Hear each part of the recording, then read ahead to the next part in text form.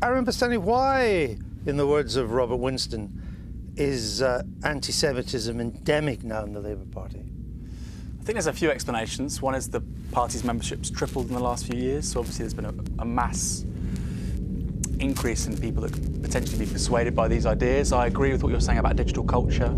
I think the internet has a huge role to play.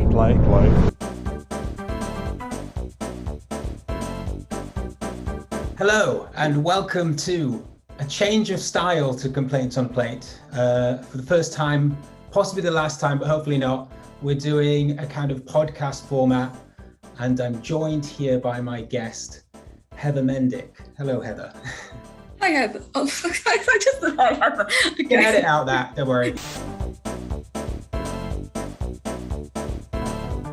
So, some of you might know Heather, probably many of you don't.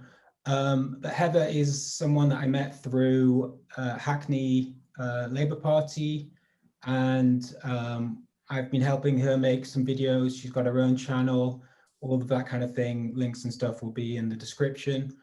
But Heather, do you want to talk about your channel and why we're making this video together?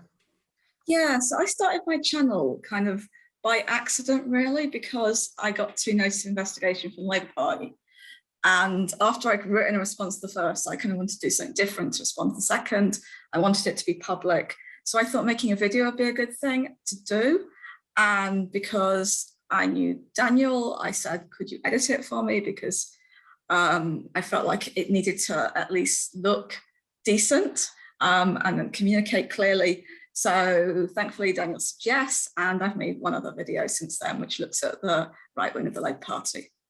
So yeah, I edited the videos, and then we got talking about what's going on in the Labour Party, and in particular, the sort of ongoing anti-Semitism narrative. We sort of came up with a format, and then we thought we'd just have a discussion about it. And so we've got 4 top sort of sections, and we're going to go through each of them. What's the first one? I feel like when we started talking that you came to the sort of position that I've only come to in the last year about how much of a smear it was and how little evidence there was. And that was something I say during 2019, I was very confused about the issue. And I think everybody's been through this sort of, these accusations have been sort of came out of nowhere, and then you've had to sort of find out for yourself exactly what's going on, or tried to. And yeah, and I thought it was interesting that everybody's had to find out at different times, because it's not really a public conversation about this. Yeah, the public conversation is terrible, right? So there's a very, very public conversation that's going on about anti-Semitism in the Labour Party, anti-Semitism on the left, but all of that makes no sense at all. So like everyone's kind of seeing that, not everyone, but a lot of people are seeing that it makes no sense. But we're struggling then to find out what we can do to explain it, how we can understand it, I guess. And I was thinking back when you asked me that, and thinking that I've always been quite clear cut on it to some extent. Like, I was always opposed to the IHRA definition. I went to the demonstration against that outside the Labour Party when they had the National Exec meeting about it. I tweeted support for people who have been victims of the witch hunt from the beginning. When Momentum withdrew support from Pete Wilsman, like Mark Wadsworth, the kind of ways that he was attacked very directly. But I do think there's a lot of things that have confused me about it and still confuse me about it. So I'm kind of even moving away from the idea of talking about the weaponization of anti-Semitism now, because I think it kind of links it too strongly to there being some anti-Semitism on the left. And of course, there's anti-Semitism on the left. I just think what's going on has nothing to do with that. And so I'm kind of more keen on calling it a witch hunt and making that distinction, which I haven't had in my mind for very long, more clear cut. The other thing which I think has changed a lot for me is understanding just how significant this is. I think I saw it as one smear among many at certain stages, particularly when it started, when it did seem, it was very early on that it started. I think it's only recently that I've seen it more as more pivotal, I guess. maybe since 2018, I've seen it as kind of more something which could destroy the whole movement. And I still think it is something that is destroying the whole movement. Would you say that it's become even more of a prescient issue since the 2019 election and then subsequently Corbyn being suspended? That's a really interesting question. Yeah, I don't know. I mean, the key purpose of it, presumably, is to stop Jeremy Corbyn becoming Prime Minister. That's what it existed for. So in that sense, I think that summer of 2018, when there was just stories on the news every single night, was really pivotal. Since then, I guess it's got to, I think it's less pivotal, but in some sense, the 2019 election itself has disrupted us and the whole project that we had in terms of being in the Labour Party and creating and forcing the Labour Party left and trying to come into government, to come into state power in that way. That's not open anymore, I think. And that's to do with a lot of things, a lot of the kind of divisiveness that happened through anti-Semitism, through position on Brexit, through lots and lots of other things, but just through that kind of experience of losing and of the attacks and what that's done to people. So I don't know whether it is now more important. I mean, certainly it remains important, and certainly its implications in relation to Israel remain important. The ability to use the smears of anti-Semitism in that way are more significant now because of the kind of B'Tselem, Human Rights Watch, Amnesty International reports. But I don't know whether it's so important in the Labour Party specifically. What do you think? Well, just talking about my own personal, we called it the your journey of discovery on the issue. I always saw it as an attack on Corbyn, but the amount of the truth to it, I was never sure about. I didn't have any kind of authority on the scale of it, and I just couldn't find anything that made sense to me. Since the election, I feel like the sort of ongoing, then the narrative has basically expanded, right, with these claims that basically everybody in the party who joined was anti-Semitic, and everybody who's left, like it's become basically that it was almost a movement of anti-Semitism into the party, and that's what it was all about from day one. And this is just whenever you hear any Tory MP and often Labour MPs as well, they will just mention that sort of just off the cuff at the end of any sort of criticism of the last 4 years. It will be like, and also anti-Semitism, that was a big problem. So, we can never, any of the policies, having a mass membership, just anything to do with what happened the last 4 years, just sort of ended with, which leads to anti-Semitism in some way. Yeah, it's erasing the last 4 years, you're right. And the election, 5 years, yeah. Yeah, 5 years. And the election result, I think, is interesting because there's a lot of complicated reasons for why Labour lost. And when it comes to things like Brexit, it very much complicates Starmer's position now and where Labour goes from here. But it's very easy to just lump it all on this anti-Semitism issue, which played a part, but what it means is Labour can sort of not really move on from some of the problems it was facing. And the part it played is not that the party was anti-Semitic. The part it played was there was a very, very dominant smear that Labour was anti-Semitic. So even when we talk about it as a judgment in the ways that you're saying, even when people talk about it as a judgment on those years, it's just a huge, it's not a real issue. It's a fake issue to evade other issues, including the way a smear can be used and is being used. I think you're right. I hadn't really thought about the expansion, because the expansion is basically because there needed to be a damning of the membership. I do think, like, even though obviously Jeremy's getting attacked massively, more than pretty much anyone, it's not really about Jeremy, it's about the mass membership. And that is why it's really important that Rachel Reeves can say, well, it's good that we've lost 150,000, 200,000 members because they were all anti-Semitic. Or even if they were all individually anti-Semitic, then the effect of having all of them together was to create anti-Semitism. And in order for that to happen, you have to have an expansion of the definition of anti-Semitism to mean that any kind of criticism of the HRC report, any kind of saying that there was a smear or witch hunt, even in very moderate language, even not saying that, just saying that it was exaggerated by people in the media who are opposition politicians or internal opposition politicians, is now de facto defined as anti-Semitism pretty much by Keir Starmer. And so, yeah, it's gone to a really weird place where it's just such a huge fabrication of lies that it's really hard to know where to start, picking it and how that's going to happen.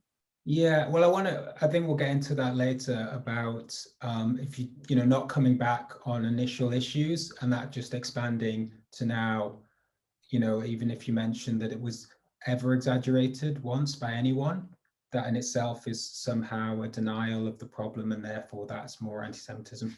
But in terms of, from what you've just said, that kind of made me get my thoughts more clear. What I want to say about all of the complex problems around 2019 and generally, with best will in the world, there were problems with getting a Corbyn leadership. There's always going to be problems with any political project. But what the anti-Semitism narrative allows to be done now more broadly is to not address any of the issues, right? Like one of the ideas about having a mass membership, why is that good? What can that bring to the party?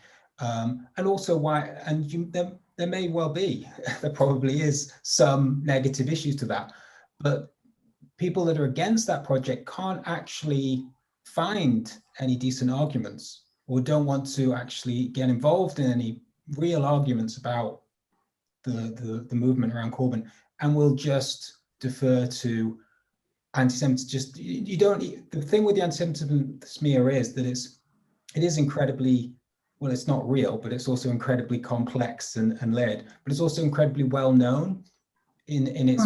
It's sort of vague. Everyone knows there was something or thinks there was something, but no one. So you don't actually have to make an argument. You just say, oh, Corbyn and his followers, they're anti-Semitic, and you don't have to say why or how. Or you just, that's damning, and that means you don't have to discuss anything else. You don't have to discuss the policies or widening of democracy, because you can just damn the whole project.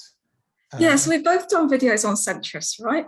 Yeah. I mean, people sort of have different definitions of centrists, but when we're saying centrists, we don't mean people who aren't right or left. We mean people who have a very specific politics that is about the idea of kind of that politics should be about good management, really, which is, and not really about anything beyond some vague values. It shouldn't be about policies, that it shouldn't be about ideologies, even though, of course, their position is very ideological. But we both made videos about centrists which show up the kind of hypocrisies of them, the kind of ways that politics is really dishonest. So it's incredibly convenient for them to have something which means that you almost can't question it. Well, you can't, as you're saying, you can't question it. So if you question it, you're anti-Semitic, or you're part of the problem at least. And in fact, rules have gone round the Labour Party very quickly after Keir Starmer was elected, saying there were certain things that we couldn't talk about in meetings. And those rules were interpreted often very openly to exclude things which weren't even in those rules. So there's so huge swathes of things that we're not allowed to talk about. And that is very convenient for anyone who has dishonest politics, because they can't argue their case. Or if they do try and argue their case, it's completely incoherent and people start to see through it. And one of the things I did, I've kind of totally given up going to Labour Party meetings now, but towards the end of my going to Labour Party meetings, I would just try and use questions to my MP, not to get answers from her, because I knew she wouldn't be able to answer questions, but to expose her incapacity to answer questions to other people who were in the meeting. And I think that's a really important thing to do, to still show the failures. And I think your videos do it very well, to show the failures to actually engage in a serious level in this conversation. Do you have any examples off the top of your head that you can remember? Difficult questions from Meg Hillier? So I asked her why she thinks that more Jewish people, that Jewish people are disproportionately getting excluded from the Labour Party. I thought that was my favourite that I asked her at the end. What did she say to that? I think I might have referenced the fact that some people might know I was going through it, but I wasn't talking about my case. But she just made it about, I can't talk about individual cases and we need to deal with anti-Semitism, of course, Right, which is so exactly what you predict her to say. Which and is she didn't. What you're saying is that the only argument you come back is, oh, we can't talk about this. It's kind of like the Boris Johnson at the moment. Oh, there's an investigation, so I can't defend the indefensible. I would be able to, but I just can't because there's this going on.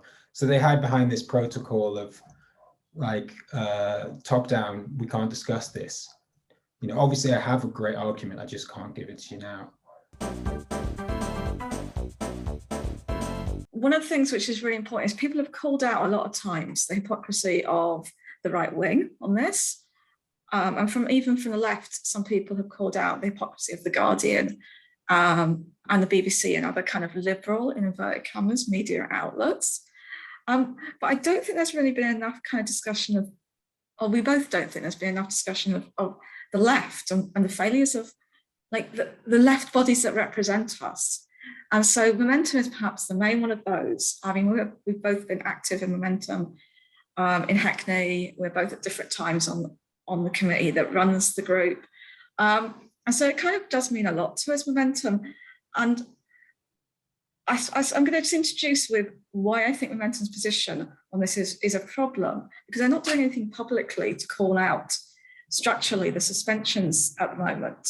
They are doing support individually for people, but they're not doing anything to take on the witch hunt, the narrative behind it and the damage it's doing.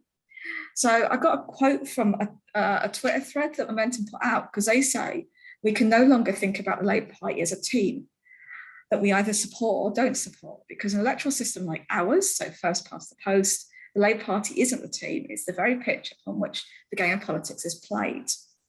We're socialists, we must not shirk that struggle. I don't know anything about football, but it's kind of obvious to me that if in this metaphor, if you're playing on this pitch and the FA is continually changing the rules on you in a way that really kind of disables your team, and there's red cards and yellow cards being thrown around at your best players every 5 minutes, and then suddenly your coach, who's like all the team loves, is I don't know, banned for life.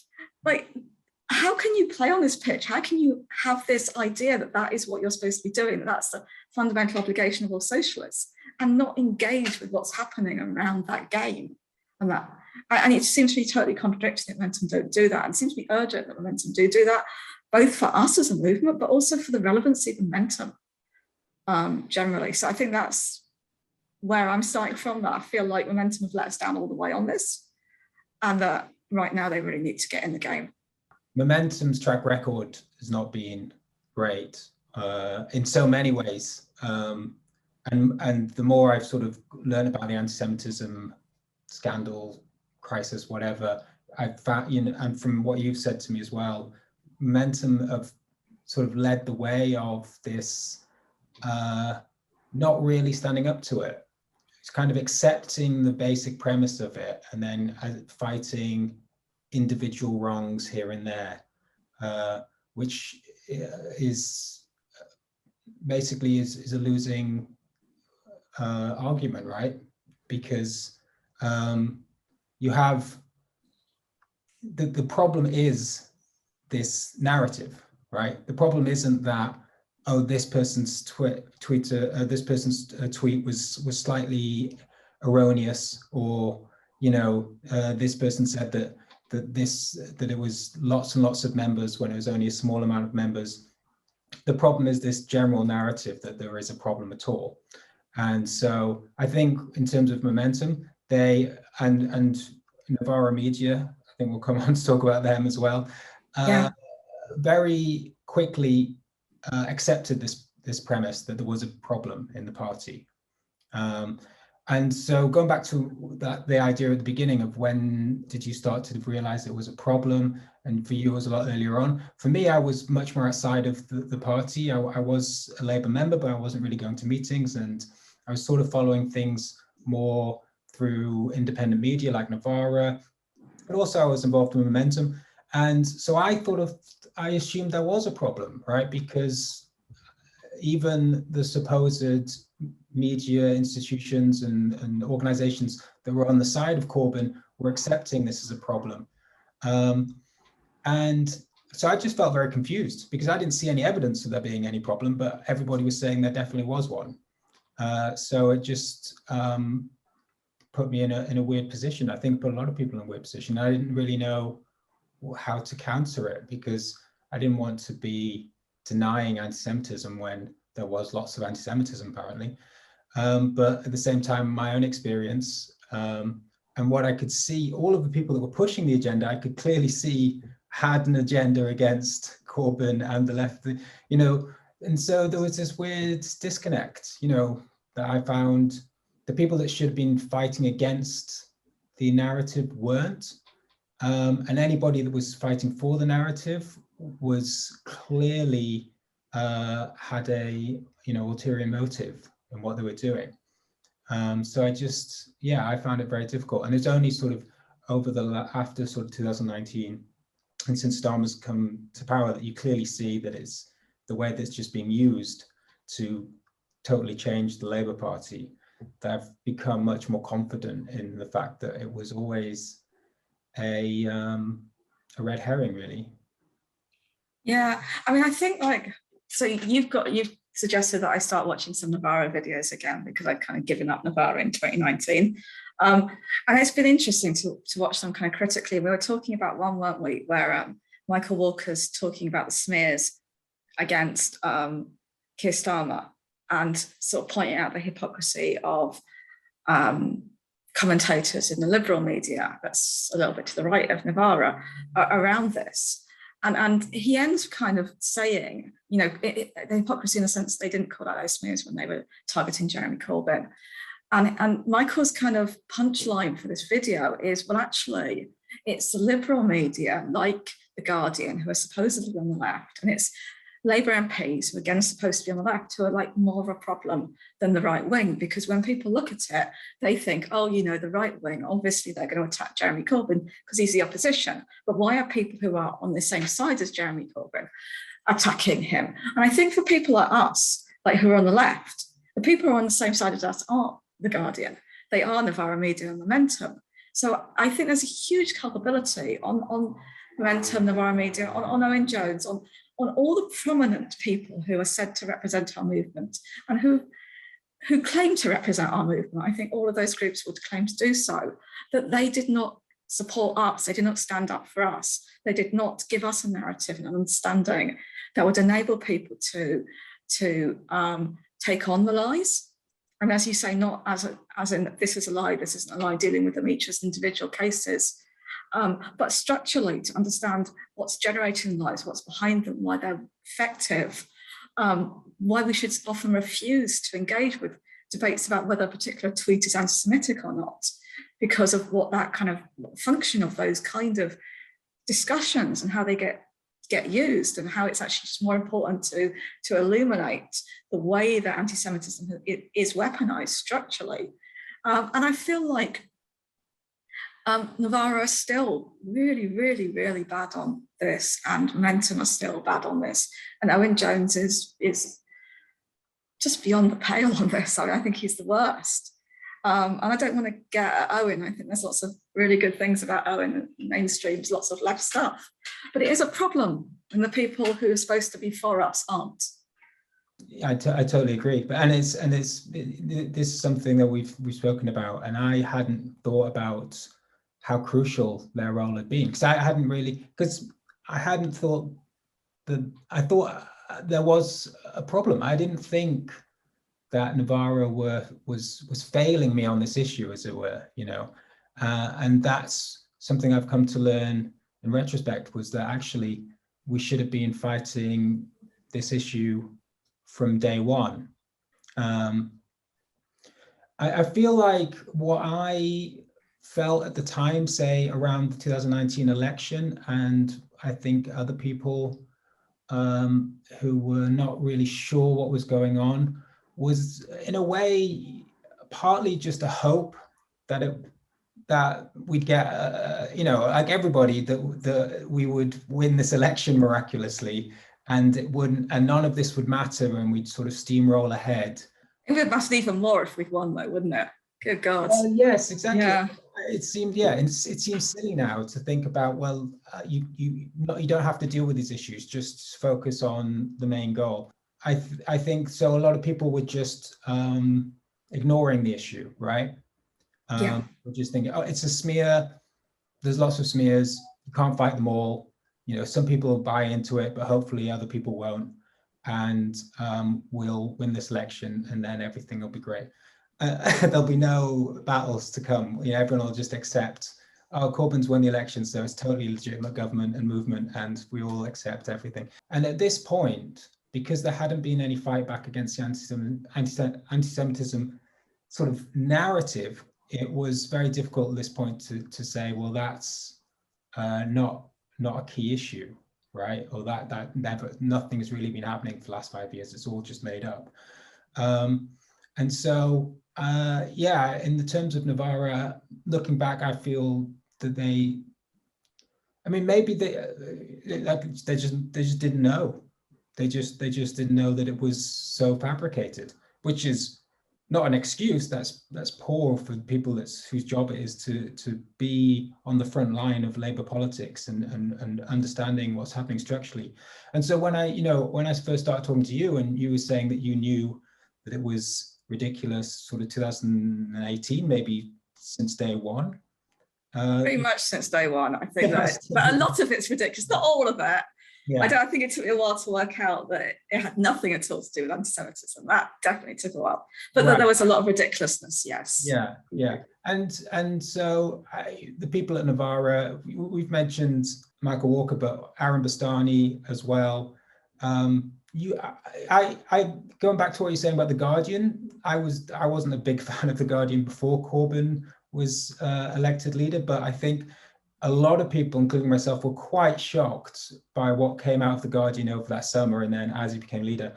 And it's quite amazing reading the comment sections of those articles around the election campaign. You know, all kind of Guardian readers just irate at their own editorials. Like, what are you talking about? This is great. It's great what's going on in the Labour Party. Why do you hate this so much? Yeah. They're sort of, burning their own readership up, obstinately saying, no, we can't, this whole Corbyn thing's a mistake. Don't buy into it.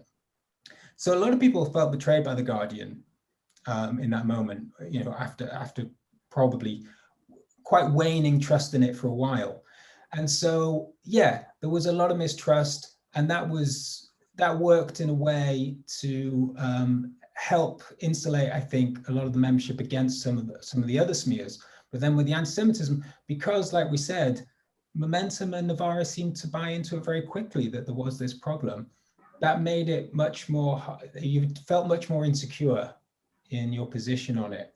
I don't, we haven't discussed this, but I don't know, do you have any idea why they just didn't seem to have any kind of structural analysis of what was going on? Yeah, it's really hard. I mean, so they had this walking and chewing gum approach, right? Which was, so I've tried to analyze what they meant by walking and chewing gum, because I've kind of been interested in going back to see the origins of why it went wrong. This is their phrase. This was a phrase Momentum used. This is a phrase Navarra used. So walking and chewing gum basically means doing two things at the same time, doesn't it? And it's like, this shouldn't be a problem for us. And one of those was taking on and challenging anti-Semitism on the left. And the other one, depending on who you listen to, would be standing up for Palestinians, opposing the IHRA definition, and or calling out the weaponization of anti-Semitism. And I think the original use of it was we call out weaponization of anti-Semitism and we call out left anti-Semitism. And I think that kind of initially makes sense. But of course, what it does is tie these two things together. It says that there is a connection between anti-Semitism and the anti-Semitism smears, the witch hunt, which was a bit of a problem. But also the main problem was that they didn't even do that. They basically just put everything on to calling out left anti-Semitism. There was no political education provided by Navarra or Momentum about how anti-Semitism becomes weaponized. And when you read articles by Owen Jones, which he himself advocates as him taking on the smears, it is just a one-line reference. And then afterwards, it's a discussion of how we take on and deal with anti-Semitism on the left. And someone on Twitter a couple of days ago I was having a discussion with made a really good point. Was that original video, I think maybe the second video Momentum made about this topic, was with Michael Walker. So it's a crossover between Novara and Momentum. And it was about Rothschild conspiracy theories. Now, to make that your primary educational material on this suggests that the big problem, the thing we have to address up front, is Rothschild conspiracy theories. It really isn't. I mean, I don't know about you, I've never seen that in any experiences with anybody in Labour Party. And I've had a lot of experiences in the Labour Party over the past, since 2015, and even before that, when I was in the party in the 1990s. Perhaps a useful video could have been, how do you criticize Israel without being anti-Semitic? Might have been a useful educational video for people who are lacking confidence in that. Or a video saying, actually, anti-Semitism gets weaponized. It gets weaponized against the Palestine Solidarity Movement. There's this thing called the New Anti-Semitism, which was created in order to try to blur the distinctions between criticism of Israel and anti-Semitism for ideological reasons, specifically for Zionists, to support Zionist ideologies to support Israel. And to educate people on that would have been really useful. To tell people what the Board of Deputies was, to tell people what the Jewish Leadership Council are, to tell people how the Jewish Chronicle operates as a communal newspaper, but also with a political side to it. That would have been really useful for people who didn't know these things. But none of that was touched. And that stuff still isn't touched at all. And the groups like Momentum leave it to other groups like Jewish Voice for Labour and groups like that to do it. And as a result, they kind of split the left, I think, and allowed the left to split and actually actively cultivated distinctions between the respectable parts of the left like themselves and the crankier parts of the left, which is, I guess, you and me and JVL and other people like that, yeah. Yeah, but it's problematic. Well, it's always been problematic, but it's funny now because you're touching on looking at Novara videos now and the smear campaign, smears against Starmer, and then looking back at Corbyn.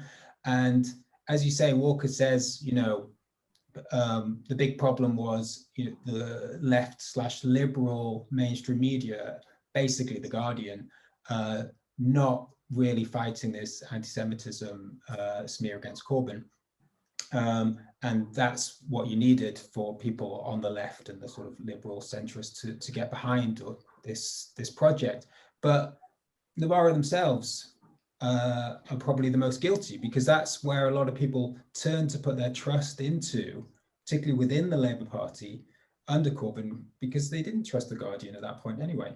And it was really Novara and Momentum that let the movement down by, as you say, not putting out this kind of content, sort of talking about the structural issues. Videos, I would like to have seen videos or articles about Margaret Hodge, and kind of there being some kind of risk to Labour MPs who just come out with the most ridiculous anti-Semitic smears against the membership and against Corbyn.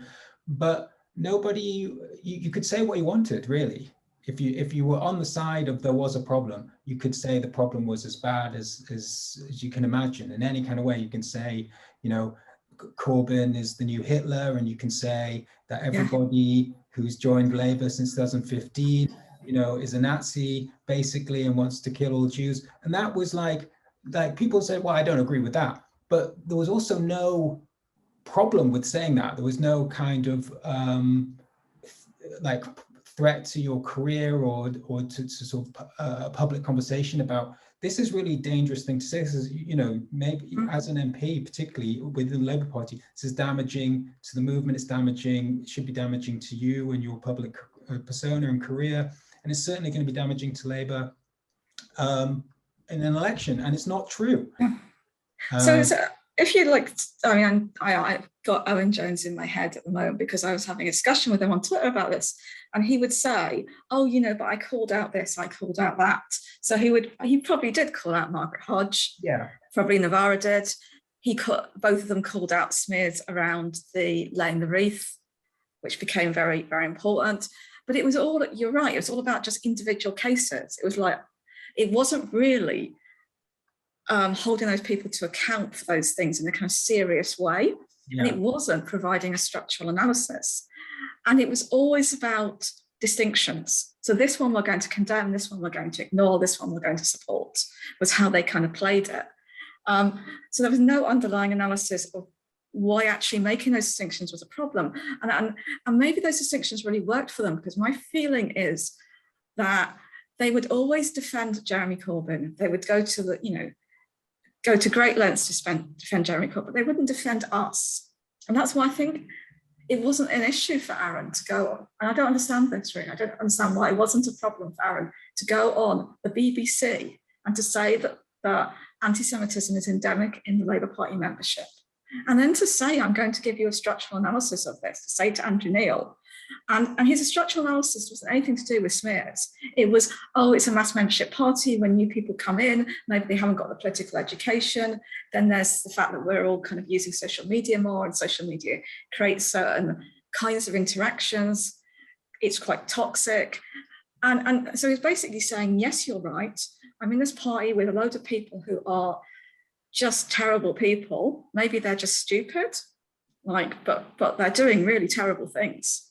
And it was like, he just sold us all out. He just gaslit us. He said, like, it's not a smear, it's real. And the thing that you're being accused of, it's your own fault. And you need to go away and educate yourself. And you need to learn how to use social media properly, presumably in the ways that he does. And I don't know why Navarra bought into this idea of it's good to divide the left. I don't know why Momentum bought into this idea that it was good to divide the left, because essentially, I think they were better on this than that. I don't think they actively cultivated distinctions in quite the same way. But they still, in practice, created that climate.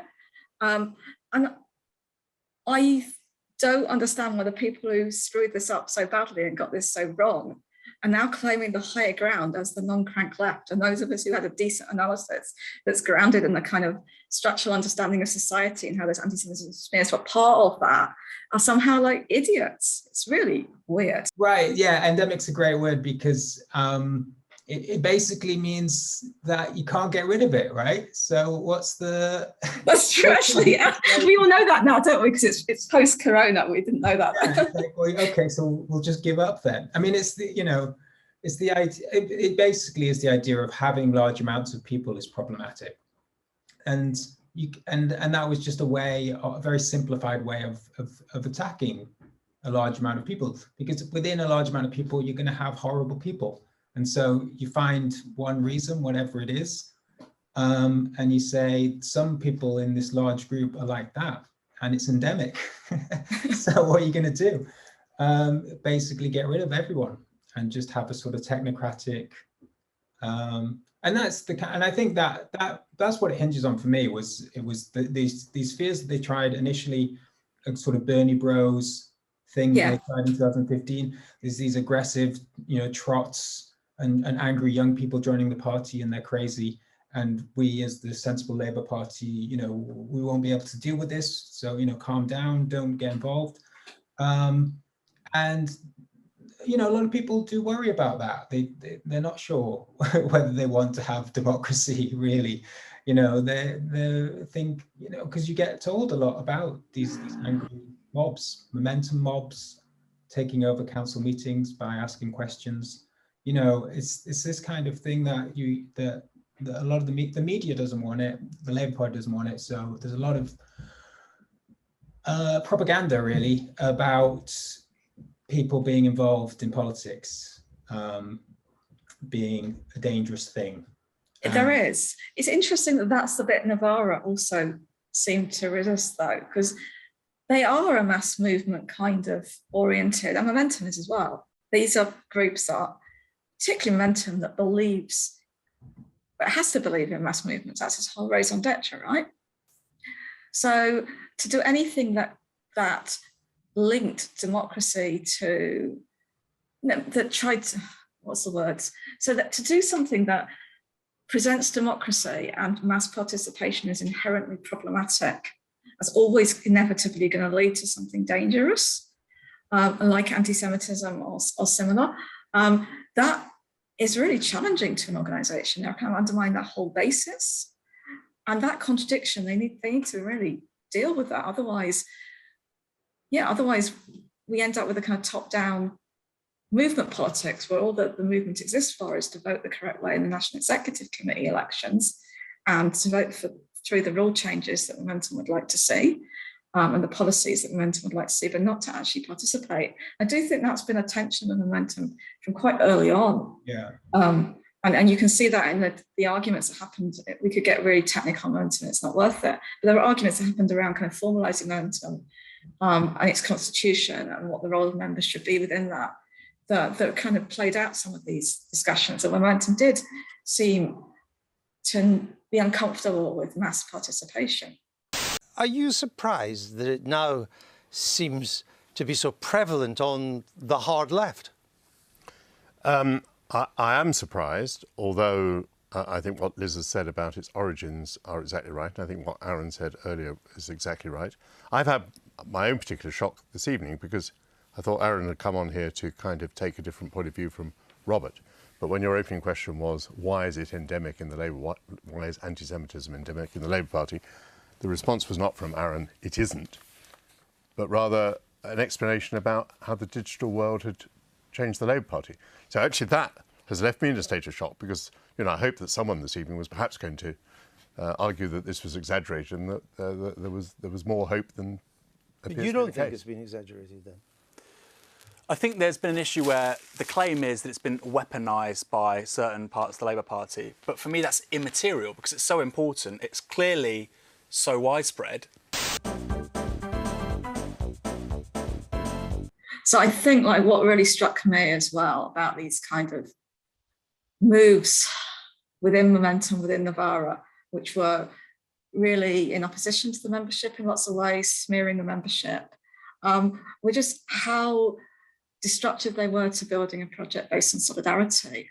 Like as soon as you start making distinctions between people, like this person we're going to throw out, this person we're going to stick with, this person we're just not going to like do anything about, you kind of like break down the idea that there's a kind of common struggle that you just express solidarity with and build solidarity with people in that.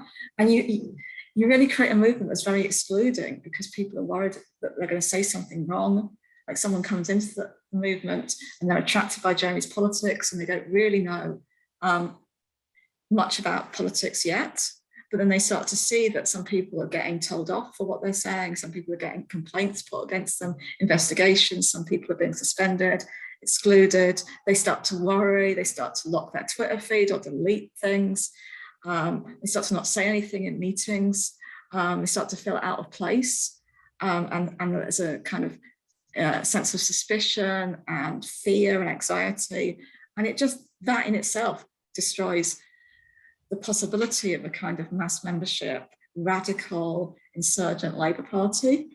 I feel like the link between what the anti-Semitism narrative became and just the initial attacks on Corbyn, which were about the movement and sort of just making the movement out to be something it wasn't and something dangerous and something that you, if you're not in it, you shouldn't get involved in it. It might look like a lot of fun. It might look like all the sort of political answers you might be looking for, but these people it's a nasty thing. It's a nasty thing, and the nastiness is coming from within, from this movement. They're a nasty bunch of angry people, when in fact it's the opposite. It's these people who are outside the movement who don't like this movement, who are attacking it, and their attack is that it's fundamentally nasty. It's endemically anti-Semitic or whatever it is, and I think that you can see a through line from the very initial ideas, which and parallels to the US, where the same kind of attacks were made against Bernie Sanders supporters, both in terms of initially being there was this kind of weird sort of macho idea about people that were involved, but you know, it's about kind of this aggression and and just something that it's not an environment, not a safe environment, I suppose, is what is the sort of thing that they try to sort of encourage you to feel towards this group, and that these people are out, they're not anybody like you, even though you might be a member and many people you know might have joined this Corbyn movement. The real movement is these are horrible people out there somewhere else who you never meet, but are just, you only ever see through the recordings in papers and reports. And I think in America, what I sort of discovered late on, too late for my understanding in 2019, was that the American left, a lot of the sort of more alternative media and online left in America, were just having none of it when it came to Bernie Sanders. I mean, there was also anti-Semitism against Bernie Sanders. It didn't take off as much, maybe partly because the left was so staunchly against it as a narrative. It was just ridiculous. He was himself Jewish, but you know, when you look at Jeremy Corbyn's actual record on, you know, relationship with the Jewish community in his own constituency and other places, like, I think you could make, I mean, they tried it with Ed Miliband, who was also Jewish. I don't think being Jewish, and certainly you can see it with what's happening now, so many Jewish members are getting kicked out for anti-Semitism. I don't think being Jewish, the fact that Bernie Sanders was Jewish was obviously helpful against the smear. But I think if they'd really pushed it, say if Bernie Sanders had got the nomination, they may have turned him into an anti-Semite in the eyes of much of the public. So it was interesting to see the American response to attacks against their own left, against Bernie Sanders, but also they mentioned Corbyn, and it was much more, it was just much more reassuring and informative about the structural issues of why, you know, it was things that I thought were probably happening. All these people that were attacking Corbyn for being an anti-Semite were people that attacked him for many, many other things before. And it was a similar reasons. It was sort of to attack the membership and raise questions about the whole movement. So it kind of played into this, but I was unsure of it because, as we said before, Navarro were also saying there was a problem.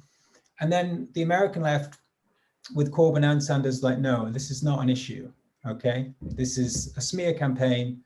Do not buy into any of it. And, you know, they had this analysis and they looked at it more historically, how this is used, the weaponization of anti-Semitism. I know that was a thing. And so I feel, yeah, very let down by the left in the UK, and really had my eyes open when I started listening to some of the reports in the American online left from the Corbyn years, from 2019 and earlier. Yeah, I mean, there's a section of Chapo Trap House, which is like only like 15 minutes long, that I probably listened to like over 10 times, because every time like things seem confusing and I'm not sure about like how I should deal with the current iterations of this witch hunt smear. I listened to it and it really reassures me. We will put a link. More people should hear this. It's funny, but it's also really sharp analysis and very clear cut. And I think it really helps that on the American left, there's particularly on the American left media, there are more Jewish people involved. So there's Felix in Chapo Trap House podcast, who's Jewish. There's Michael Brooks and Sam Cedar, who are Jewish in Majority Report. Michael Brooks died very recently, relatively recently. It's a really sad loss, but he had his own show, Michael Brooks Show, where he did some really good analysis, as you said, of this. And, you know, in another of the big podcasts, like the QAnon podcast, then Bruce Belden's Jewish. And I think like I think if you are coming from the Jewish community, I think what's, I was saying, one of the reasons why I think I was able to like call it out quicker is because I had kind of seen the way in which accusations are made internally within the Jewish community to silence particular voices, to keep a kind of illusion of a single community position within the UK Jewish community. And I've learned a lot more about that since. I think we should also put a link down to in the chat. She's got a link in the description to Tony Lerman's really great book about how he got forced out of his job at the Institute of Jewish Policy Research when he was heading that up, because he opened up discussions around Jews who live in the diaspora in the UK and elsewhere in Europe and the world outside of Israel, and our relationship to Israel, and questioning whether we should have such a close relationship as we do at the moment. And simply for that, he was forced out of his position. It was made untenable for him to have that, using very similar mechanisms to those used in the kind of to attack Jeremy Corbyn, using public denunciations in Jewish Chronicle, using private connections to speak to people and say, don't work with this organisation while Tony's in post. So sort of kind of unofficial boycott in a sense. And so, yeah, I think it's really telling that the American left had this analysis, and yet the British left didn't. And maybe it is easier to look at another country, but even so, like you say, they were really good at calling out smears against Bernie Sanders, against Ilhan Omar, against Rashida Tlaib, against many people who the smears have been applied to, and of course disproportionately to people of colour whose smears are applied. Yeah, and it is a shame that we don't have that media in this country. We don't have a left media that's really radical in that way. Yeah, and there was, as we've said, JVL, who I imagine, I can't think off the top of my head anyone from there being on Novara being interviewed at any time, but I imagine they brought them on, but they certainly didn't take their position as even a sort of to balance the argument of there being this being a sort of structural problem, and that it be the smear campaign. That's the thing about, they say there's a smear campaign, but then it's also an issue, right? And I think it's it's a bizarre position that Novara tried to take. The last thing we wanted to talk about was moving forward. What, if anything, should we do? Can we do? I think in terms of momentum, the one thing you can say is that they're pretty much irrelevant if they don't take on this issue, right? Yeah. So they're digging their own grave if they don't take on this issue. Yeah. So there is that. I mean, lots of institutions do that. There's no reason why that's a good enough reason to change, but it is a reason, and they may see it. They may see reason. I'm sure they'll watch this video and totally change track. Yeah. This will do it, won't it? Well, I mean, again, it's a member organization, and we're members, and people watching this video are members. And if we can get some kind of groundswell to pressure the top bods. Yeah, I mean, it has to be a public campaign, doesn't it? It probably has to go outside the Labour Party. I mean, I remember the best bit of momentum. I don't know, they were amazing during the 2017 general election campaign. They were amazing campaigning group. Yeah. This would be a campaign, maybe, so. Yeah, this should be a campaign. I think that the other big moment for momentum was summer 2016. Momentum was incredible. I don't think we'd still have Corbyn if it wasn't for Momentum's actions. That demonstration that we had at like 24 hours notice in Parliament Square, like absolutely packed with 10,000 people on a weekday afternoon, was such a show of strength and solidarity and determination that I think we all went away really strong from that. And Momentum was so single-minded that summer, and single-minded in 2017 for the general election. And we need that single-mindedness, that level of mobilization and organization again for Momentum on this issue, because they need to see it as existential. I don't think they see it as existential. I think they see it as a side issue, that they are putting a lot of resource into it. They're giving huge amounts of legal help, giving huge amounts of psychological support to people. This is all good and all necessary, but they don't see it as existential. Therefore, they don't see it as something they need to do public campaigning on. And that recognition, I think, is very difficult. But I do think as individuals, as well as pressuring Momentum, we should just refuse to shut up. I mean, that is like what I feel like. I just think we need to keep talking about this because they really want us to shut up. And There's a quote from Rosa Luxemburg that I can't remember exactly, but it's that telling the truth is a revolutionary act. And I do think in this case it is. Definitely they want us to shut up about it. But at the same time, they don't. They are using the issue. So they want basically there to be no discussion, but for the use of this narrative to allow them to basically, I'm talking about the Labour leadership here, to basically decide who is in the party, and also like what I said at the beginning, and more broadly, just what can be done, what's politically possible, because it's become such a kind of broad brush that you can just say that basically, you know, nationalizing utilities, that's anti-Semitic, because that's part of the big movement that Corbyn was involved in. And and it just becomes this thing where you just use it to stop any arguments against the current leadership and everything that they want to do or don't want to do. I mean, I think, so someone asked me yesterday, why should someone who's not political care about this, or who's not involved in Labour Party politics? And I said, well, it just depends what your issue is. And like, so say someone cares about housing and they want to see more council housing built. There's a lot of cases where really good housing activists want to become, they're in the Labour Party and they want to become Labour councillors, and they get close to becoming Labour councillors and they get suspended magically overnight, or sometimes quicker than overnight. And they get suspended. What's the reason given? Well, it's almost inevitably anti-Semitism, because anti-Semitism now, as we've been saying, is so broad that if someone's been on social media and someone has questioned the dominant narrative once or twice, you can dig up their tweets and you can suspend them.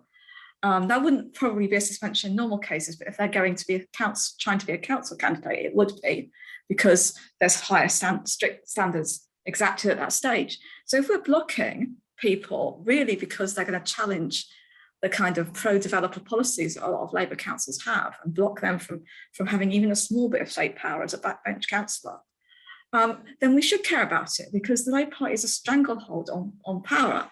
It's blocking candidates. And I knew loads of, it was disproportionately Jewish candidates who were blocked from standing in the 2019 general election, even Jeremy Corbyn, on grounds of anti-Semitism, because Jewish candidates were more likely to have spoken out about this issue, and therefore their record, and it was more likely to be questioned. People were anxious about what we said in the media about this candidate if they did get to be the Labour candidate, and so they are blocked. So all the time this is being used to block people. And we should care about who has state power. Like, people say we don't care about winning elections and don't care about winning power, and that is just ridiculous. Like, we're desperate for power to actually do things with it and to change the agenda, and so we should care about it on those grounds. Any issue, as you say, nationalisation, housing, economic injustice, broader issues around peace and war and human rights are being structured around a kind of idea about what's anti-Semitic or not within those ideas. It's really, it's huge what is being done to poison people against the left. So I think that's a good start to a discussion. We basically thought we'd make this video as a kind of start to looking at these issues, and then if people like this, or were interested in particular moments of this, or would like us to do videos on one particular issue or another, then leave a comment. Also, don't forget to like and subscribe, and go to Heather's channel and like and subscribe there. Don't even watch any videos, just like and subscribe. That's the main thing. Watch them as well. Watch them if you want, and leave a comment. But so I think we are making this to have a bigger discussion. Yeah, we're making it because we think that people should be talking, and not just, I mean, obviously Twitter's great, but the 280 characters means it is hard to have really in-depth discussions around this. But the comments on YouTube can be really long, and it would be really good to hear from people. And for both of us, it's really helpful to have these discussions. So please do get involved. Do share this. Do tell us what you think, good and bad. I think we're just wanting to broaden the debate, or just make that be a debate again. That's what frustrates me, is just there isn't one. All right, that's a wrap. Yeah, thank you for watching. If you got to the end, for watching. super appreciate it, always. Bye. Bye. And if you go back and look at this, they really tried to do like a Bernie bro kind of attack on Corbyn early on, where they were talking about like, you know, why did Jeremy Corbyn rape a woman at gunpoint? And people are like, I don't think that happened. So what did work, however, was the anti-Semitism thing, because we'll say Europe has a different relationship historically with the Jews. Yeah. We'll leave it at that. And this stuck. So they've been running after it because a bunch of nice, well-meaning progressives are completely buckling to like 3 fucking Tory Jews that don't represent anyone at all, who are saying, look, this man is, he supports Hamas, and also he's doing Holocaust. He's gone to garden, but he's doing Holocaust while he's doing it. And people are just so fucking gullible. It's ridiculous. You have to get tougher. You have to not buckle. You have to stick with good people. And any attack you see on them, be like, fuck off. I know what you're doing, and it doesn't fucking work on me. That person stands for what I stand for, and you're a liar.